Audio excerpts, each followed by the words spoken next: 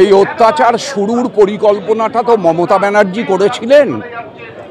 মমতা ব্যানার্জি 2007 সালে পার্লামেন্টে একগাদা কাগজ ছুড়ে দিয়েছিলেন সেই সময় স্পিকারের আসনে বসে থাকা চরণজিৎ সিং অটোয়ালের মুখের উপরে, আর বলেছিলেন এখানে সব বাংলাদেশিদের নাম আছে।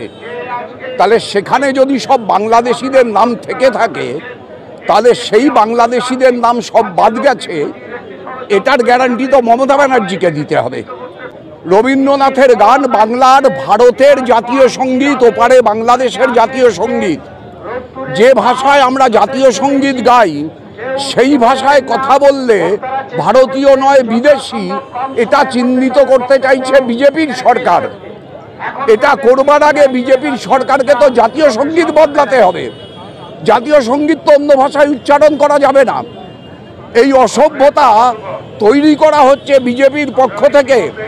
বাংলাকে ওরা ভালোবাসে না বলে, বাংলাকে ওরা অসম্মান করে বলে, বাংলায় সবচাইতে বেশি উদার মতবাদের জন্ম হয়েছে, বাংলায় সবচাইতে বেশি বিপ্লবী মতবাদের বিপ্লবী সংগঠনের জন্ম হয়েছে।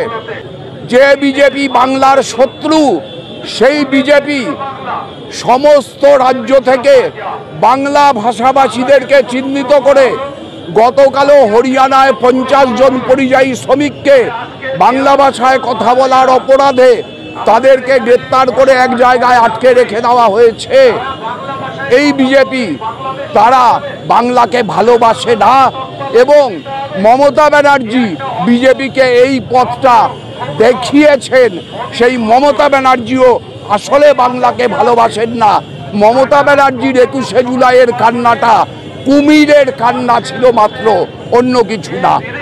এই যে হিমন্ত বিশ্ব শর্মা, এই লোকটার কোনো রাজনৈতিক সততা আছে? ছিল কোনোদিন?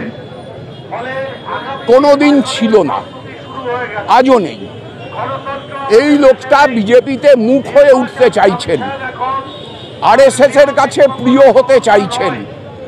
আরএসএস যে নির্দেশগুলো কার্যকর করতে চায়, সেই নির্দেশগুলোকে নিজের রাজ্যে মুখ্যমন্ত্রীত্বের চেয়ারে বসে প্রতিপালন করছেন মাত্র।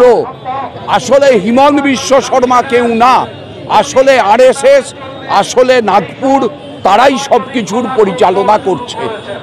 উনার হাত কতটা লম্বা আর বাঙালির ঘাড় কতটা চওড়া দেখা যাক, হোক প্রতিযোগিতা। যদি মুসলিমও হয়, মুসলিম কি ভারতীয় না নাকি? মুসলিম মানেই বাংলাদেশ থেকে অনুপ্রবেশকারী না তো। ভারতবর্ষের মোট জনসংখ্যার স্বাধীনতার সময় 13% মুসলমান ছিল, সেইটা বাড়বে, এটাই স্বাভাবিক। বেড়ে আজকে 17 হয়ে থাকতে পারে।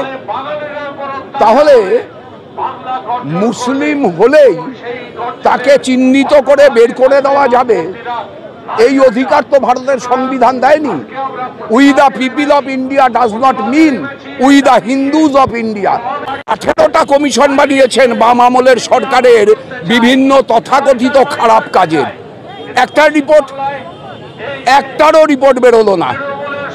কেন? আমিও জবাব। তাহলে তৃণমূলের লোকেদের বলতে হবে মমতা ব্যানার্জির সরকার সিপিএমকে বাঁচানোর জন্য ইচ্ছে করে রিপোর্ট পেশ করেনি।